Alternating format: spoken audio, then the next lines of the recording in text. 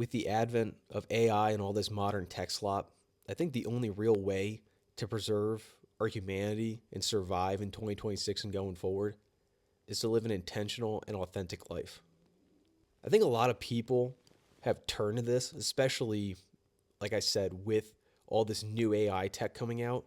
Like, nobody wants their one of a kind painting to be done by Grok or ChatGPT. Carried over to a lot more of the intrapersonal relationships. People are turning back to local businesses. But these are like the low hanging fruit. If you can really harness the intentionality behind what you do in everyday life, it just personifies all the good attributes. Some of my favorite conversations are just random conversations I've had with people. You know, you ask that old Vietnam vet wearing the hat, everybody knows what I'm talking about. Just like how his day's going or what he's up to or what he's doing this weekend. And he'll tell you just the craziest story of all time. Like he's cleaning out his closet of all the scalps he took or something crazy.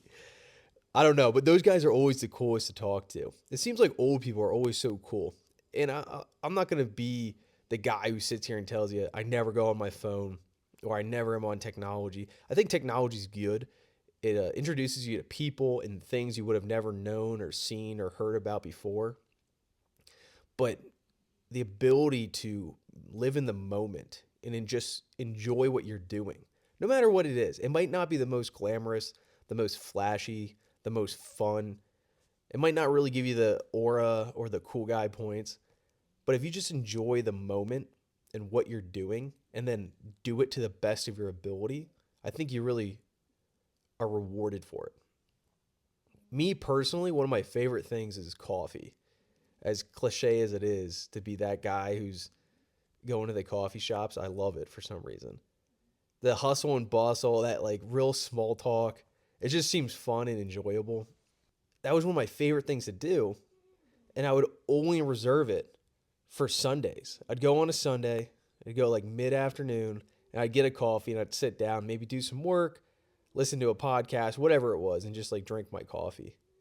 And then for some reason, I kind of like flipped a switch and I was like, I enjoy this so much. Why don't I do this all the freaking time? So I'd go and get a coffee, maybe 2 or 3 times a week, and then maybe it was every day at some point. And it lost its flair. It lost its uniqueness, the thing that I came to enjoy it so much for. And I realized I was applying this to everything I was doing. If I did it so much, it lost the reason why I liked it so much because it was a special treat. And when I would actually be there, I'd be present and very intentional with how I was doing it. It's kind of like a really nice dinner.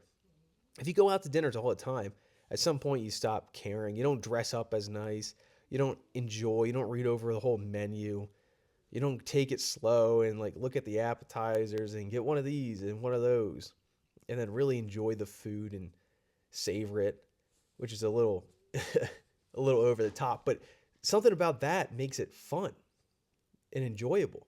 But now, if you go out multiple times a week, you're just going out and eating the food. You're like, okay, that was good.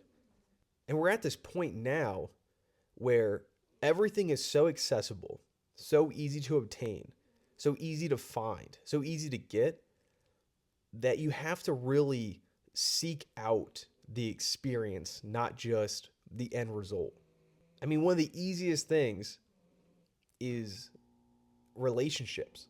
You can have these fictitious or lustful relationships online, if you get what I'm insinuating, easily. It's just a couple keystrokes away.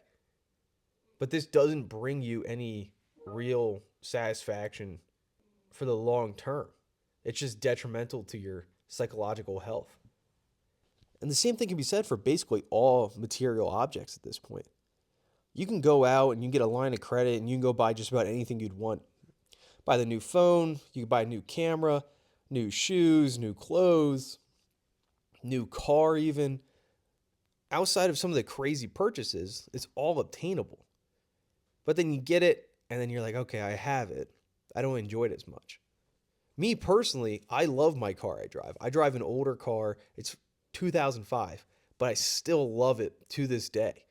It's like one of the best purchases. But I was very cognizant when I was buying it that I enjoyed it But those material objects that you purchase only last so long.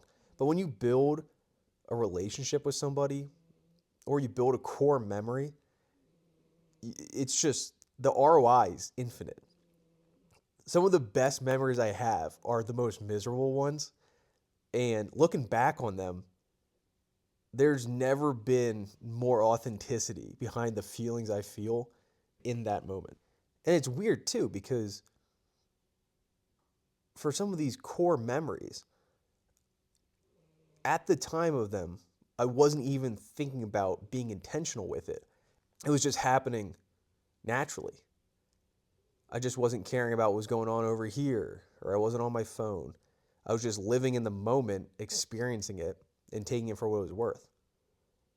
And I'd like to get back to that point. I think everybody would like to get back to that point some point. But I think we're just over inundated with exposure to the world, exposure to everything. Some things do matter, some things don't matter. But when we just get it all dumped on us and it's just a data overload, and we really, as humans, are not able to process it to the point where it leaves us feeling good. It just leaves us this weird, grimy, icky feeling of I'm behind, or I haven't done this, or I want to do this. And then you just start kind of lusting after superficial objects, people, events, whatever it may be. But then when you sit down and you think about all of your best memories, most of them are probably just you and the boys doing something stupid on a Friday night when you were younger. Or maybe that last minute road trip somewhere where your car broke down. I don't even know what your experiences are, but I know for a fact that all of my best memories haven't been associated to spending or some AI tech slop. I think that society as a whole organism, right? I don't think on the individual small community level it's going to do us much good. I think it's going to detract from it further. And then we get into some philosophical argument about what our purpose is or what the end goal is here on earth. But I mean, I think it's to do good and live a fruitful life. Enjoy yourself. Once again, not to the detriment of your future self, but you have to be able to enjoy life. This isn't code for like go out to the casino and put it all in black. Yeah, I think if you live a truly intentional, authentic life, have those hard conversations if you need to.